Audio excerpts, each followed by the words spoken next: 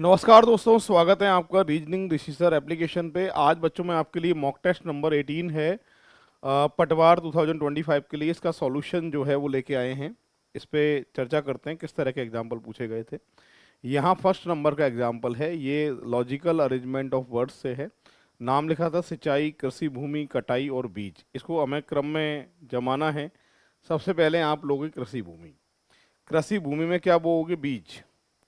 सबसे पहले कृषि भूमि में बीज बो दोगे, बीज के बाद सिंचाई कर दोगे और लास्ट में कटाई कर लोगे। क्रम जो सही आएगा वो कौन सा आएगा? Second, fourth, first, third. Second, fourth, first, third. Option की बात करूं तो ए ऑप्शन जो है इसका करेक्ट आंसर होने वाला है। इस तरीके से सॉल्व होगा बच्चों। अब बढ़ते हैं आगे। नेक्स्ट एग्जाम्पल है, अमित और ऋतु एक दंपत्ति हैं। ठीक है, एक का नाम है अमित, एक का नाम है ऋतु। ये एक दंपत्ति हैं। मृणाल सोनल का भाई है, मृणाल ऋतु का भाई है, मृणाल ऋतु का भाई है। और सोनल, मृणाल और सोनल भाई हैं।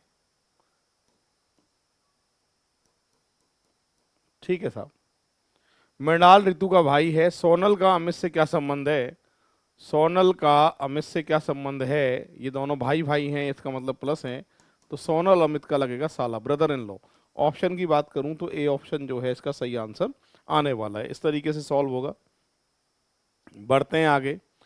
इसमें आपको देखना है, ये सीरीज को हमें सॉल्व करना है। सीरीज का क्रम क्या चल रहा है वो हमें देखना है। तो यहाँ पर सबसे पहले 5 का अंतर है, 7 का अंतर है और यहाँ पर 9 का अंतर है। ठीक है भाई, तो 26 हो गया। यहाँ से देखा जाए तो 2 का अंतर है, यहाँ भी 2 का अंतर है और यहाँ भी 2 का अंतर है, तो 11, 11 जोड़ा जाएगा तो 37 आंसर आएगा। ऑप्शन की बात करूँ तो ए ऑप्शन जो है इसका सही आंसर आने वाला है। इस तरीके से ये सॉल्व हुआ है। ठीक है, अब बढ़ते हैं आगे नेक्स्ट एग्जाम्पल की तरफ। अगला एग्जाम्पल क्या है देखो। अगला एग्जाम्पल एनालॉजी से आया है। इसमें आपको क्रम निकालना है। क्रम क्या चल रहा है? यहाँ से अगर मैं देखता हूँ, एम से एच -5 होता है, एन से आई -5 है, टी से ओ -5 है, के से एफ -5 है। -5 किया तो क्या आएगा भाई? एम। -5 किया तो क्या आएगा? -5 किया तो क्या आएगा? ओ। ठीक है, -5 किया तो ओ क्यों आएगा? 6 किया तो ओ आएगा, पी आएगा। ठीक है, अब यहाँ से -5 किया तो आई आएगा और -5 किया तो -1 से तो जेड आएगा और -4 करोगे तो आएगा V. M P I B. Option की बात करूँ तो ऑप्शन सी जो है इसका सही आंसर होने वाला है। इस तरीके से ये सॉल्व होगा। बढ़ते हैं आगे नेक्स्ट एग्जाम्पल की तरफ। अगला एग्जाम्पल कोडिंग डिकोडिंग से है। क्या सीरीज चल रही है वो देखते हैं।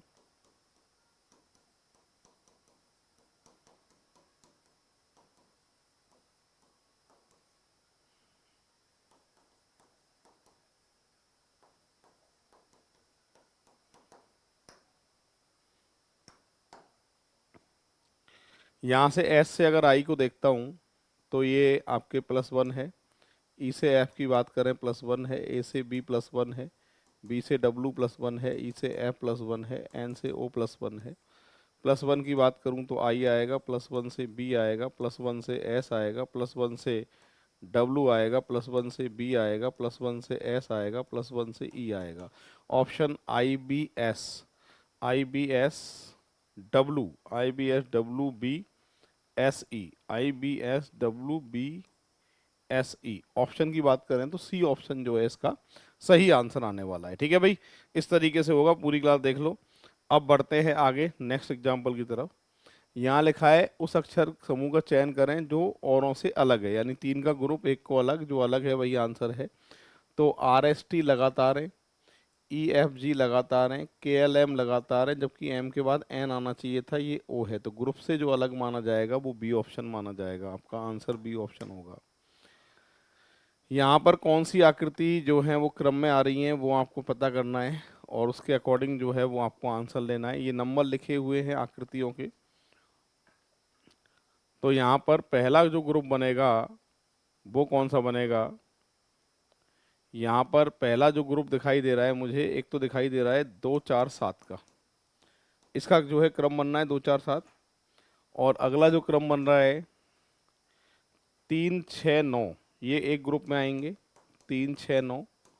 और जो रह गए वो एक ग्रुप में आएंगे, कौन कौन से रह गए, 1 5 और 8, ये एक ग्रुप में आ जाएंगे।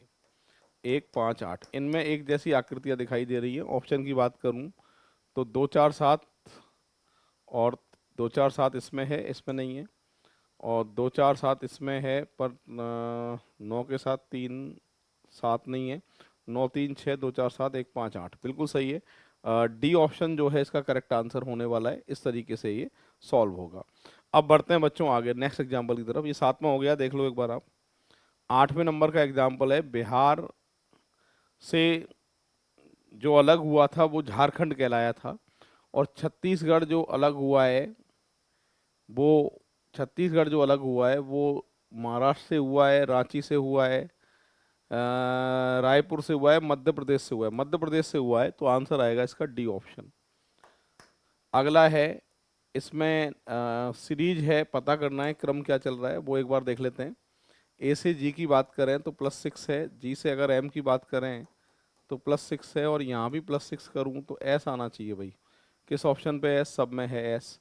यहाँ से अगर देखा जाए तो +6 ही है, +6 +6 की बात करूं तो 15 और 6 20 और 1 21 यू आएगा। इसका मतलब ये गलत, ऑप्शन डी। लो भाई सॉल्व हो चुका है। डी ऑप्शन जो है इसका करेक्ट आंसर आएगा। तो आपको ऑप्शन को देख के करना है। ऑप्शन को देख के अगर आप सॉल्व करते हैं तो बहुत जल्दी जो है इनका आंसर आपका आता है। ठीक है, अब आगे नेक्स्ट एग्जाम्पल की तरफ बढ़ रहे हैं। अगला एग्जाम्पल है, आपसे पूछा गया है कि अब उस शब्द को चुनिए जो अन्य 3 से अलग हैं। ठीक है, विश्वासघाती, समर्पित, वफादार और विश्वास योग्य, ये तीनों का जो ग्रुप है वो एक जैसा बन रहा है। तो इनसे ग्रुप से जो अलग दिख रहा है वो क्या दिख रहा है, विश्वासघात। ये नेगेटिव भाव में जा रहा है, ये सभी पॉजिटिव भाव में जा रहे हैं। ठीक है, नेक्स्ट। 4 मित्र हैं, अमित, भरत, चंदन और दानिश, 4 अलग अलग कॉलेज। अच्छा, 4 मित्रों के नाम लिख देता हूँ, पजल टेस्ट से है ये। एक तो बेटा अमित, एक भरत, एक चंदन और एक दानिश।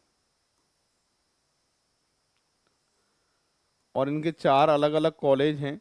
4 अलग अलग कॉलेज, BDS, IIMT, DPS और IMS कॉलेज।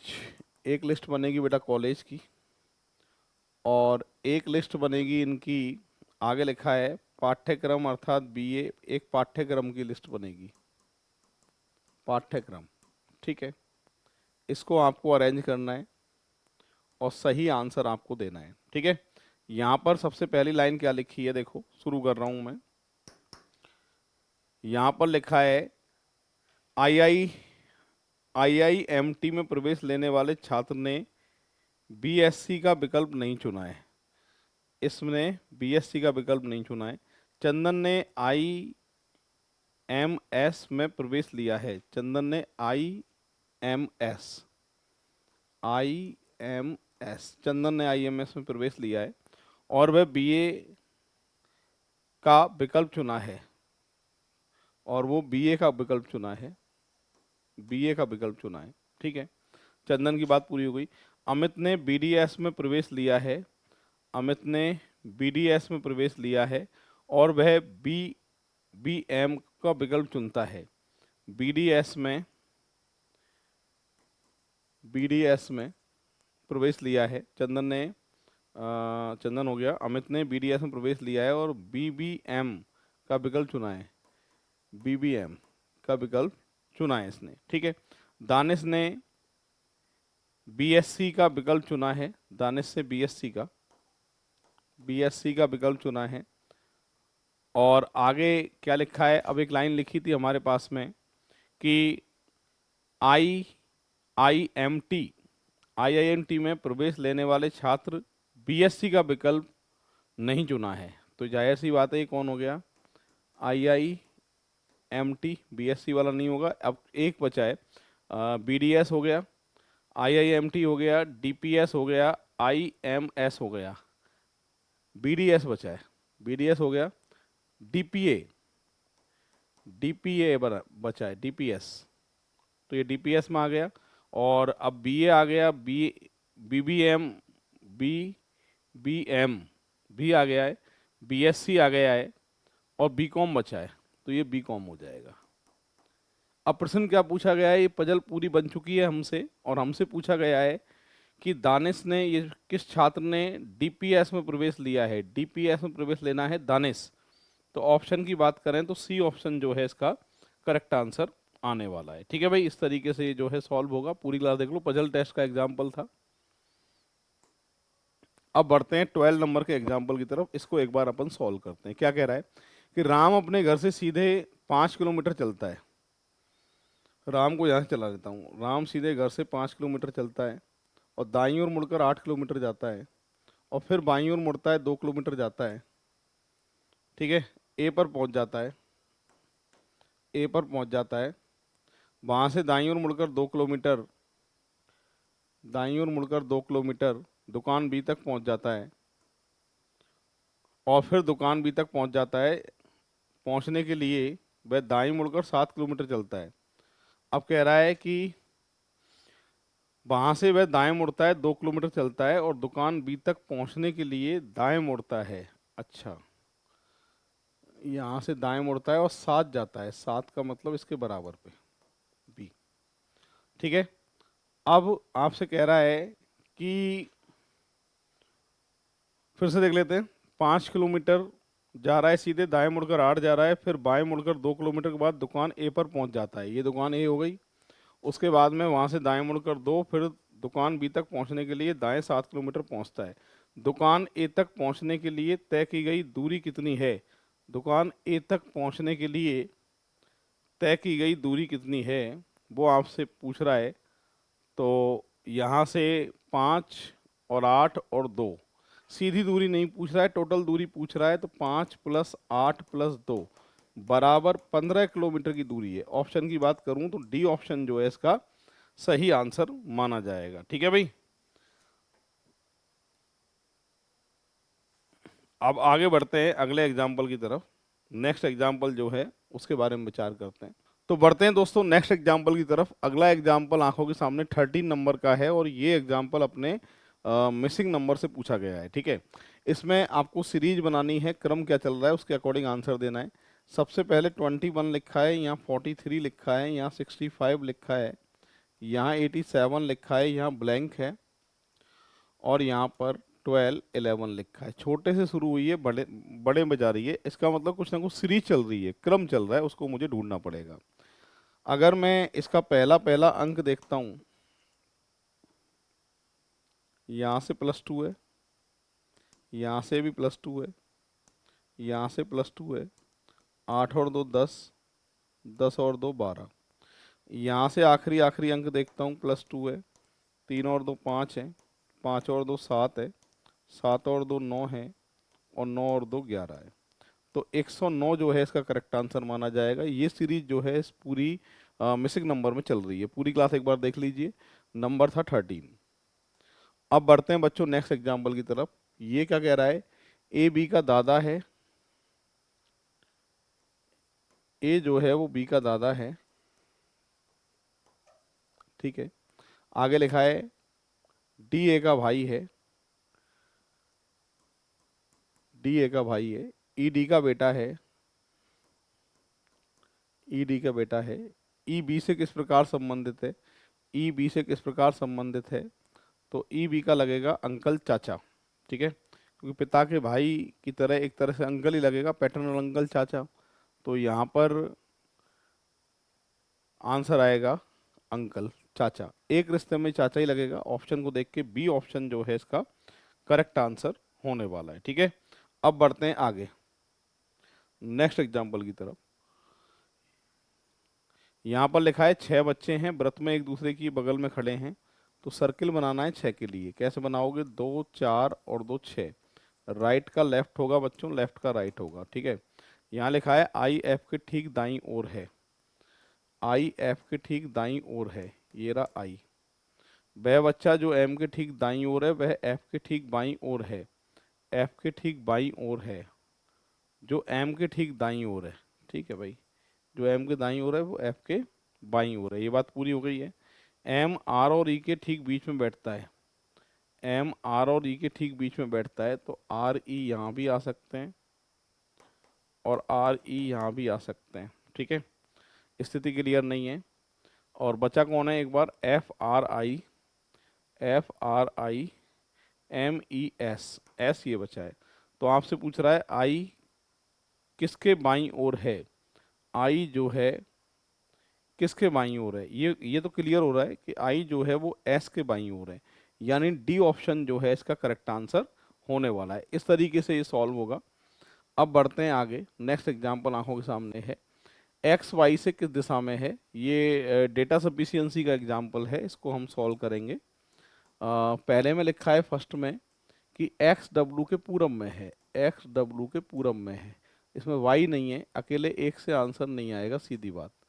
अब अगले की बात करें, सेकंड में डब्लू वाई के दक्षिण में है, डब्लू वाई के दक्षिण में है, ये अकेले इससे आंसर नहीं आ सकता क्योंकि इसमें एक्स नहीं है। अब दोनों जानकारियों को अगर मैं मिला लेता हूँ तो डायग्राम बनेगा डब्लू वाई, डब्लू और एक्स, ठीक है भाई। और एक्स वाई से किस दिशा में है, एक्स वाई से दक्षिण पूरब दिशा में है, यानी फर्स्ट और सेकंड दोनों साथ साथ उत्तर देने के लिए पर्याप्त हैं। सी ऑप्शन दोनों एक साथ पर्याप्त हैं। तो फर्स्ट से अकेले फर्स्ट से आंसर नहीं आ रहा है, अकेले सेकंड से आंसर नहीं आ रहा है, दोनों उत्तर देने के लिए पर्याप्त हैं। ऐसी कंडीशन में आंसर दे के आओगे आप यहाँ पर सी ऑप्शन। तो 16 का आंसर सी ऑप्शन है। इसको एक बार पढ़िए और फिर सॉल्व करते हैं। क्या लिखा है, एक कक्षा में रेणु का स्थान नीचे से 15वां है, कुल जो संख्या दे रखी है वो 30 है बेटा, ये पंक्ति है। अब कह रहा है कि यदि कक्षा में रेणु का स्थान नीचे से 15वां है, यहाँ से लिखता हूँ बेटा मैं रेणु को, ये 15वां स्थान है, तो ऊपर से उसका सही स्थान कौन सा है, ये वाला स्थान पूछ रहा है। 30 में से 15 घटा के +1 करोगे तो 16 आ जाएगा, यानी सी ऑप्शन जो है इसका सही आंसर होने वाला है। इस तरीके से सॉल्व होगा। पूरी क्लास देख सकते हैं। 17 नंबर हो चुके हैं। अगला नंबर है 18। 18 को हम जो है सॉल्व करेंगे। क्या लिखा है एक बार आप पढ़ लीजिए और उसके बाद में फिर अपन जो है इसको सॉल्व करते हैं। यहाँ पर लिखा है 6 छात्र हैं, नाम लिखे हैं, स्कूल के शीर्ष रैंक धारक हैं, क्योंकि रैंक आर और एस के बीच में है। अलग से लिख लेता हूँ, आर और एस के बीच में क्यू है, क्योंकि रैंक चौथी है, क्योंकि रैंक चौथी है, तो first second third fourth fifth six, first rank, second rank, third rank, fourth rank, fifth rank, six rank. यहाँ पर कह रहा है कि क्यू की रैंक चौथी है, तो ठीक है साहब, क्यू को यहाँ लिख दिया मैंने। आगे लिखा है टी और एस की रैंक के बीच में 2 छात्र हैं, टी और एस के बीच में 2 छात्र हैं, ठीक है। आगे लिखा है उनमें से टी की रैंक सबसे कम है, टी की रैंक सबसे कम है, टी और एस के बीच में 2 छात्र हैं, ये बात पूरी हो गई। यू की रैंक पी की रैंक से ठीक ऊपर है, यू की रैंक पी की रैंक से ठीक ऊपर है। तो अब आर और क्यू वाली लाइन ये थी, तो क्यू बीच में है, तो यहाँ पे आर आ गया, यहाँ पे पी आ गया और यहाँ पे यू आ गया। पूरा क्रम जो है बन चुका है हमारे सामने। अब मर्जी आए जो प्रश्न पूछ ले उसका आंसर आ जाएगा। हमसे पूछा गया है इनमें से कौन सी 5वीं रैंक रखता है, आर रखता है बेटा 5वीं रैंक, यानी ए ऑप्शन जो है इसका करेक्ट आंसर माना जाएगा। इस तरीके से सॉल्व हुआ है। तो ये 18 एग्जाम्पल हो चुके हैं अपने। 19वां एग्जाम्पल है, ये सीरीज दी हुई है। यदि उपयुक्त अनुक्रम का पहला आधा भाग उलट दिया जाए तो दाईं ओर से 18वें के दाईं ओर 15वां। अब देखो, पहले आधे भाग को पलटने की बात कर रहा है, तो सेकंड हाफ पे तो कोई फर्क पड़ेगा नहीं, और दाएं से 18वें के दाएं 15वां कह रहा है, तो मतलब दाएं से दाएं में नियम हमेशा सीरीज में बताई थी मैंने, माइनस कहता है, तो 3 बचेंगे। दाएं से तीसरा गिनना है, बदलने की जरूरत ही नहीं है इसको। दाएं से तीसरा कौन है, क्यू, यानी बी ऑप्शन जो है इसका सही आंसर माना जाएगा। इस तरीके से ये सॉल्व होगा। 6 छात्र हैं, इनकी तुलना करनी है आपस में अंकों की। एक्स ने केवल 6 छात्र की जगह 1 2 3 4 5 और एक 6, ठीक है। एक्स ने केवल 2 छात्रों से अधिक अंक प्राप्त किए हैं, एक्स ने केवल 2 छात्रों से अधिक अंक प्राप्त किए हैं, इसका मतलब औरों से कम। बी ने एफ से अधिक अंक प्राप्त किए हैं, बी ने एफ से अधिक अंक प्राप्त किए हैं लेकिन यू से कम अंक प्राप्त किए हैं, ठीक है। यदि एफ ने एक्स से अधिक अंक प्राप्त किए हैं, एफ ने एक्स से अधिक अंक प्राप्त किए हैं, तो एफ बी यू, बचा कौन है बेटा, बचा कौन है।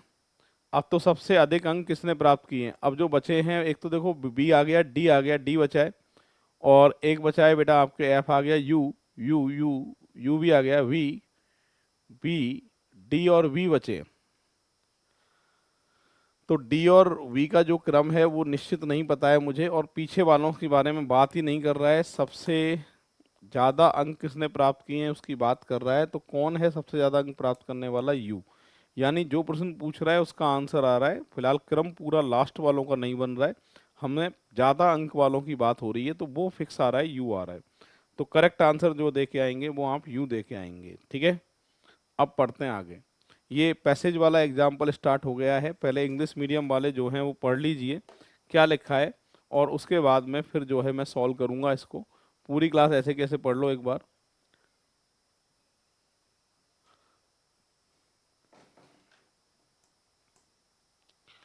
परिच्छेद में कह रहा है कि जब शिक्षा की बात हो तो निजीकरण कोई रामबाण दवा नहीं है। शिक्षा की बात हो रही है, जब शिक्षा की बात हो तो निजीकरण कोई रामबाण नहीं है, ना ही तीसरे चरण में महंगे हस्तक्षेप के गुणवत्तापूर्ण प्रतिभाओं का निर्माण हो सकता है, ठीक है। गुणवत्तापूर्ण शिक्षा का मूल आधार प्राथमिक शिक्षा है,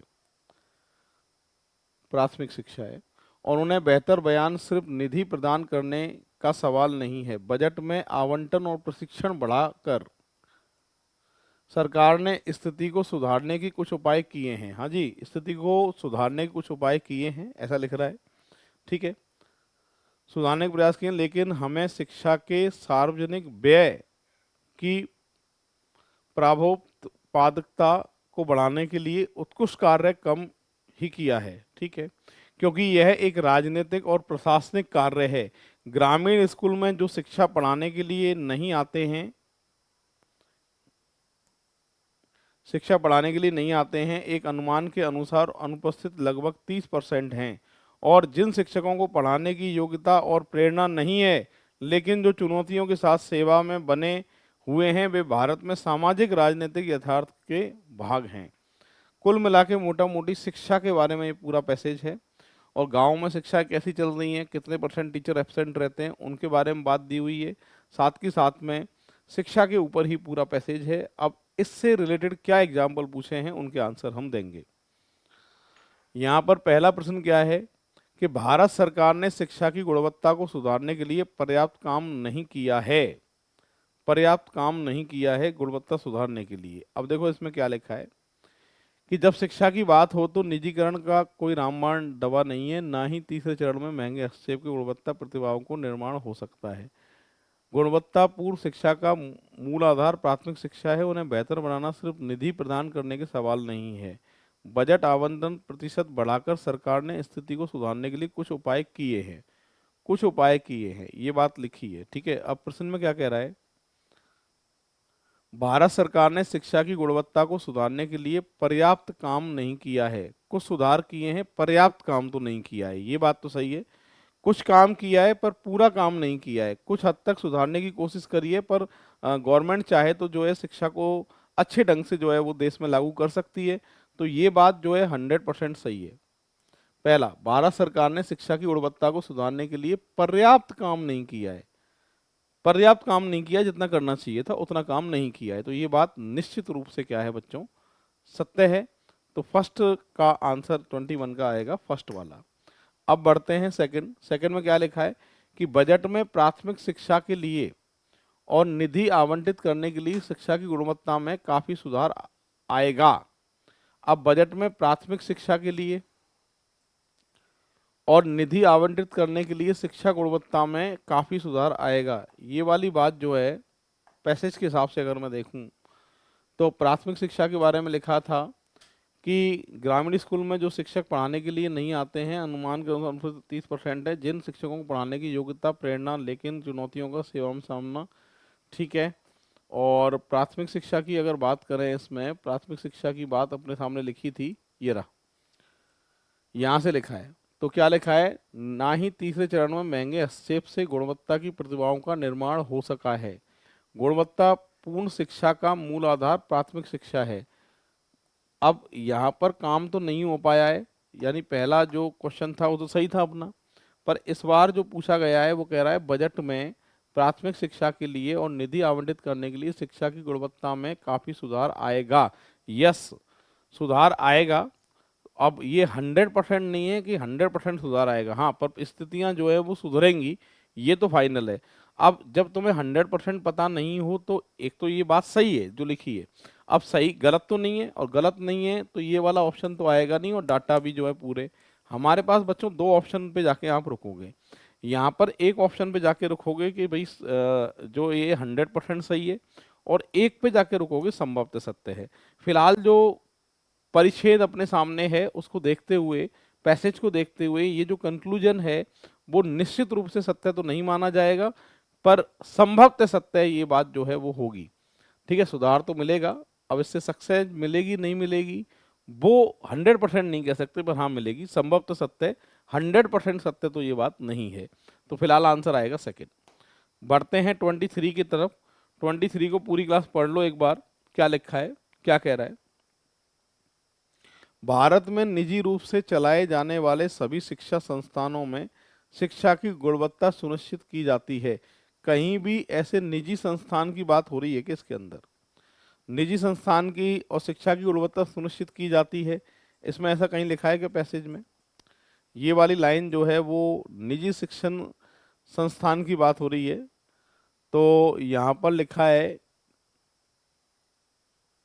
बजट में आवंटित सरकार ने बढ़ाकर, ये बात ठीक है, क्योंकि राजनीतिक प्रशासनिक अनुमान अनुपस्थिति 30% है। जिन शिक्षकों को पढ़ाने की योग्यता प्रेरणा लेकिन चुनौती के साथ सेवा भारत में राजनीतिक यथार्थ है।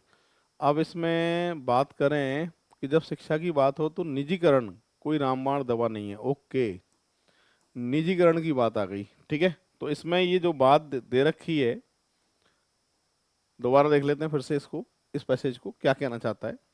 यहाँ पर कह रहा है भारत में निजी रूप से चलाए जाने वाले सभी शिक्षा संस्थानों में शिक्षा की गुणवत्ता सुनिश्चित की जाती है। ये बात जो है वो 100% सही तो नहीं है, और संभवतः सत्य भी नहीं है, क्योंकि ये बात गलत है। कहीं भी शिक्षा संस्थान में शिक्षा की गुणवत्ता सुनिश्चित नहीं की जाती है।